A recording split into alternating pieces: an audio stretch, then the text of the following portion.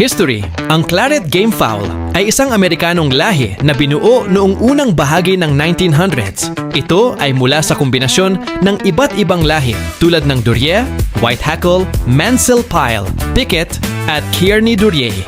Ang mga pangunahing pundasyon ay ang isang straight-comb Wheaton Duryea na inihandog kay John H. Madigan ni Colonel Andrew P. O'Connor at isang itimpula, puting paa, lemon-hackled na manok na 36 na beses na nanalo laban kay Hanky Dean. Ang kanilang mga supling ay may kulay na katulad ng alak na claret, kaya naman ito ang naging pangalan ng lahi.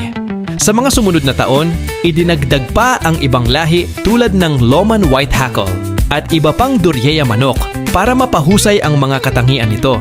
Bukod pa rito, sinasabing ang mga lahing ito ay nagmula sa mga manok na dinala mula sa Malay Archipelago at India patungong Amerika noong unang panahon. Narito ang pagpapaliwanag sa mga lahing kombinasyong ng claret, pinagmulan ng Duryea. Itinuturing itong isa sa mga klasikong Amerikanong lahi at si Herman Duryea ay kilalang breeder nito noong unang bahagi ng 1900s. Ang ilan sa mga ito ay tinatawag ding Boston Roundheads at ginamit sa pagbuo ng ibang lahi tulad ng Hatch.